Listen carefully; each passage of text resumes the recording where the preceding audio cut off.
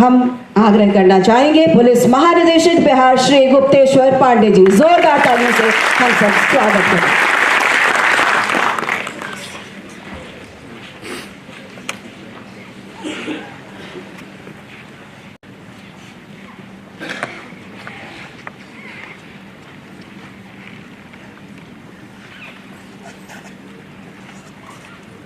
आज के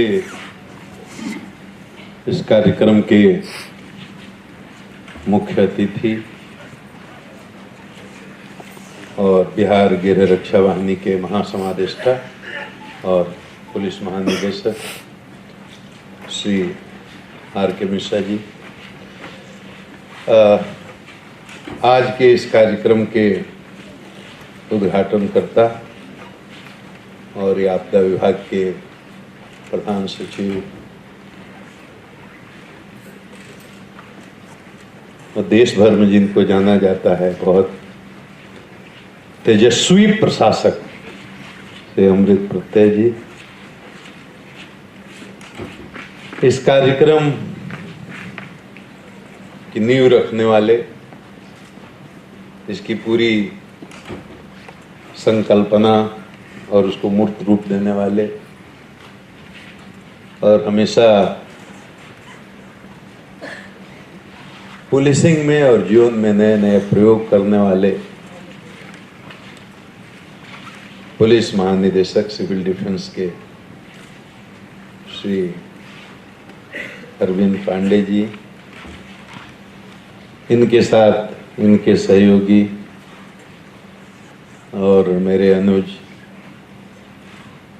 अपर पुलिस महानिदेशक सिविल डिफेंस श्री कुंदन कृष्णन जी, पटना के जिलाधिकारी कुमार रवि जी, डीआईजी साहब सिविल डिफेंस के जितेंद्र मिश्रा जी, हम लोग का अभिभावक सेवानिवृत्त आईजी श्री के.पी. सिंह साहब, अन्य सारे पुलिस पदाधिकारीगण, एसडीएफ के, एनडीआरएफ के जितने अधिकारी और जवान हैं, सिविल सोसाइटी से आए हुए प्रतिष्ठित नागरिकगण और सिविल डिफेंस के जो हमारे स्वयंसेवक हैं, सबसे पहले मैं इस कार्यक्रम के लिए आपदा विभाग के प्रधान सचिव जी को, श्री अरविंद जी को, श्री कुंदन कृष्ण को, सबको बहुत बहुत धन्यवाद देता हूं। 32 साल सेवा के हुए मैंने सिविल डिफेंस में आज तक कोई कार्यक्रम होते हुए नहीं देखा था। ये सही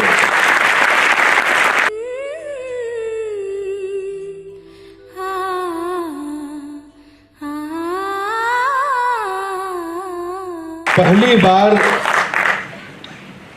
इतना गंभीर कार्यक्रम हुआ है। मैं थोड़ा विलंब से आया क्योंकि हमारी और चीफ सेक्रेटरी की एक वीसी चल रही थी, तो वहां से मैंने पहले ही अरविंद जी को बता दिया था कि थोड़ा विलंब होगा। इतनी गंभीर पर चर्चा चल रही थी। मैंने जो बाढ़ की पीड़ित लोग हैं उनकी बातों को भी सुना, मैं भी था उसमें, और अमृत प्रत्यय जी को मैंने काम करते हुए देखा है, इनके साथ इनकी पूरी टीम जो लगे थे, सिद्धार्थ और रवि जो जिलाधिकारी पटना के हैं, और यहाँ मीटिंग होती थी आपदा विभाग में, हम लोग आते थे। और माननीय मुख्यमंत्री, मैं इनको नहीं पता होगा, मैं आपको बता रहा हूं, एक दिन सुबह से शाम को जब माननीय मुख्यमंत्री जी बाढ़ देखने जा रहे थे तो मैं उनके साथ उनके गाड़ी में बैठा था, पीछे मैं था, चीफ सेक्रेटरी साहब थे और मुख्यमंत्री जी थे, और आप सुबह में हम लोगों ने यहाँ आपदा विभाग में मीटिंग की थी, तो जिस जींस में और टी शर्ट में आप मॉर्निंग में थे, एकदम अर्ली मॉर्निंग, उसी में शाम में थे, तो बहुत ही एक सकारात्मक टिप्पणी माननीय मुख्यमंत्री जी ने की थी। देखिए अमृत प्रत्यय को कि सुबह से अभी तक इस इंसान ने स्नान तक नहीं किया है और सुबह से खड़ा। मैं कह रहा हूं इससे बड़ा पुरस्कार, इससे बड़ा मेडल और इससे बड़ा तोहफा और कुछ नहीं हो सकता कि सरकार का मुखिया आपके पीछे, पता नहीं आपको किसी ने बताया या नहीं बताया, या हो सकता है मुख्य सचिव ने बताया होगा या भूल भी गए होंगे और मुझे भी याद नहीं था, लेकिन मैंने एक बात महसूस किया कि अच्छा काम करने वाले हर व्यक्ति और हर पदाधिकारी के बारे में ये सरकार और सरकार के मुखिया निश्चित रूप से खबर रखते हैं, उसको एक्नॉलेज करते हैं, और इससे बड़ा पुरस्कार और कुछ नहीं हो सकता। तो मैंने देखा प्रत्यय अमृत की बेचैनी को उस पूरे प्रकरण में 10-15 दिन, और पूरी इनकी टीम भी लगी रही। रात को मुझे भी जाने का मौका मिला राजेंद्र नगर में, और मेरा पटना से रिश्ता हमारे बड़े भाई राकेश मिश्रा जी, हम लोग के सीनियर भी और हमारे अग्रज भी हैं। भैया 45 साल से पटना का से रिश्ता है, करीब हो गया होगा। 77 में पहली बार मैं पटना आया था, तब से मेरी पूरी पढ़ाई लिखाई हुई, 32 साल नौकरी के जोड़ लीजिए। अगर मैं पटना में राजेंद्र नगर को नहीं देखता तो संभवतः मुझे पता ही नहीं चलता कि शहर में बाढ़ क्या होती है और लोगों को इतनी परेशानी होती है। मेरे जीवन का पहला अनुभव था। जिस रोड पर सैकड़ों हजारों बार साइकिल से मैंने पेट्रोलिंग की होगी विद्यार्थी जीवन में, वहां 10 फीट 8 फीट पानी पर नाव चल रही, और रात को सीनियर एसपी के साथ और बहुत आईजी पटना के थे, बहुत सारे पदाधिकारी, एनडीआरएफ के लोग थे, एसडीआरएफ के लोग थे। लोग छतों पर से आवाज दे करके रोकते थे, पानी है, कुछ खाने का है, हर जगह। और दृश्य देख करके कैसे हुआ क्या हुआ, जैसा प्रधान सचिव ने बताया, वो इंक्वायरी का विषय है। लेकिन उसमें जो लोगों ने काम किया, मैंने काम जो देखा उसकी बात कर रहा हूं। शुरुआत मैंने अमृत प्रत्यय साहब से की थी। तो ये तो शीर्ष के पदाधिकारी, लेकिन निचले तबके के एक सिपाही से लेकर के एक जवान, एसडीआरएफ के, एनडीआरएफ के, पटना पुलिस के, यहाँ के कलेक्टर को, यहाँ के एसपी को, नीचे तक लोगों को मैंने जो जिस भाव से, जिस श्रद्धा से, जिस लगन से, जितनी निष्ठा से काम करते हुए देखा, तो मुझे लगा मुझे ऐसे लोगों से बहुत कुछ सीखने की जरूरत है। शायद मुझ में उतनी निष्ठा नहीं है जितना निष्ठा मैंने एक सिपाही और एक थानेदार, एक हवलदार, एसडीआरएफ के लोगों में देखा। बहुत मेहनत हुई। और अरविंद जी का कार्यक्रम है कि प्रशिक्षण भी देंगे। तो प्रशिक्षण के बारे में एक बात कहना चाहता हूं। मेरे मन में बिल्कुल साफ है, ये तस्वीर साफ है, ये मेरा परसेप्शन, मैं हर जगह बोलता हूं। 3 चीजें होती हैं प्रशिक्षण में, और कुछ नहीं होता। एक होता है इंफॉर्मेशन, नॉलेज आपको। दूसरा होता है skill, practical application of knowledge, उसको स्किल बोलते हैं। और तीसरा एटीट्यूड। तो 2 चीजें सिखाना तो बड़ा आसान है। आईएएस की ट्रेनिंग में, आईपीएस की ट्रेनिंग में क्या होता है? यही 3 चीजें होती हैं। एक तो इंफॉर्मेशन, आपके प्रोफेशन से रिलेटेड नॉलेज आपको दिया जाता है। आपको आईपीसी पढ़नी है, आपको सीआरपीसी पढ़नी है, आपको एविडेंस एक्ट पढ़ना है, आपको जितनी जरूरी चीजें हैं वो जाननी है, पढ़नी है। 100 के आसपास कानून की एक्ट हैं। उसी तरह से जिस प्रोफेशन में हैं आप, जिस जिम्मेदारी को निभाने के लिए आपका चयन किया गया है, उसके लिए आपको प्रशिक्षित किया जा रहा है, तो उससे संबंधित जानकारी, ये इंफॉर्मेशन कहते हैं, इसको नॉलेज कहते हैं। ये हो। दूसरा उसका नॉलेज का प्रैक्टिकल एप्लीकेशन, स्किल जिसको बोलते हैं। जैसे पुलिस में फिंगरप्रिंट कैसे लेना है, तो थ्योरी तो इसकी पढ़ा दी जाएगी क्लास में, लेकिन ग्लास पर से या डेस्क पर से, दीवार पर से फिंगरप्रिंट को जब तक प्रैक्टिकली लिफ्ट नहीं करेंगे, उसकी ट्रेनिंग नहीं लेंगे, तब तक केवल थ्योरेटिकल नॉलेज से आप फिंगरप्रिंट उठा नहीं पाएंगे। उसको कहते हैं स्किल। तो इंफॉर्मेशन, स्किल, ये जरूरी है। आप इसी की ट्रेनिंग देते हैं और इसी की ट्रेनिंग देंगे, और किसी भी ट्रेनिंग इंस्टीट्यूशन में किसी भी तरह के आदमी को इसी की ट्रेनिंग दी ही जाती है, और कुछ होता ही नहीं है। लेकिन तीसरा जो सबसे इंपॉर्टेंट चीज है वो एटीट्यूड है।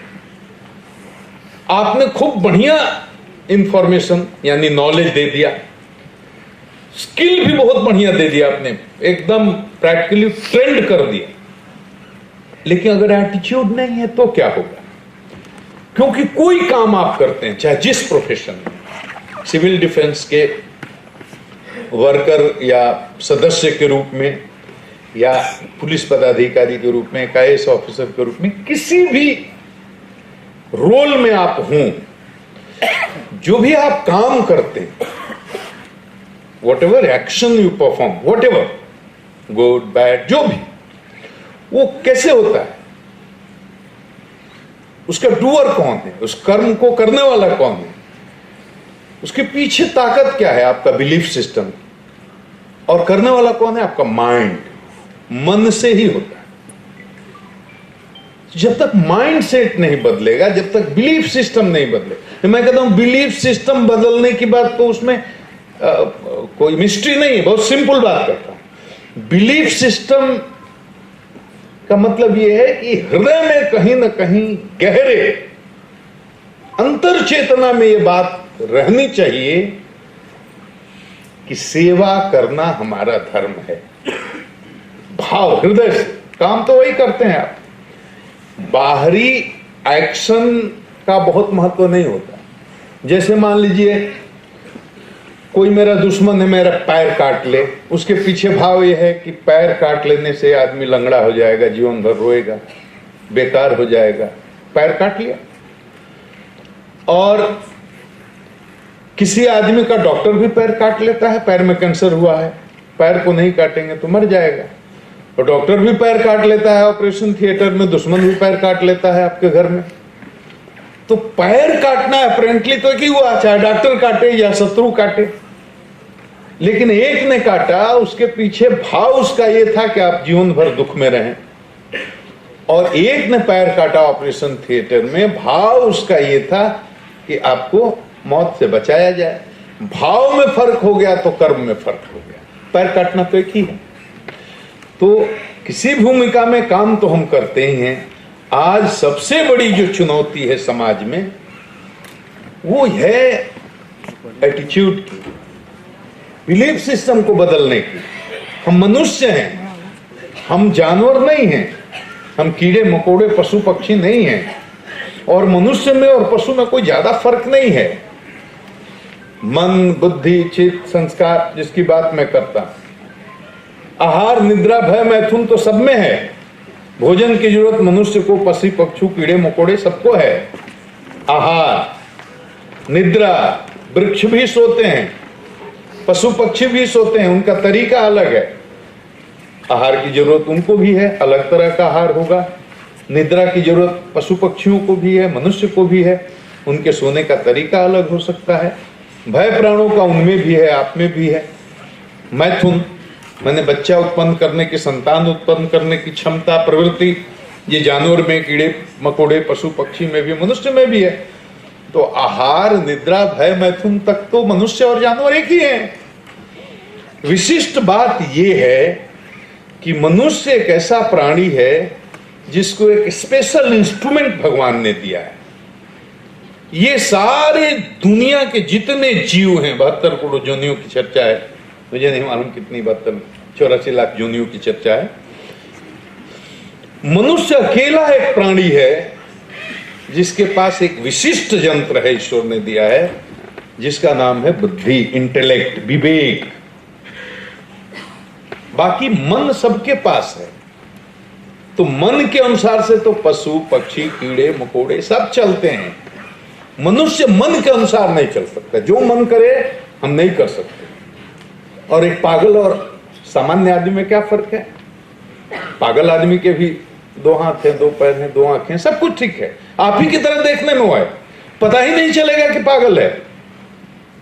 लेकिन पागल और सामान्य आदमी एक ही फर्क है कि उसके इंटेलेक्ट ने काम करना बंद कर दिया, वो इंस्ट्रूमेंट उसका फेल हो गया, बुद्धि बंद हो गई, भ्रष्ट हो गई, कुंठित हो गई, काम करना बंद कर दिया।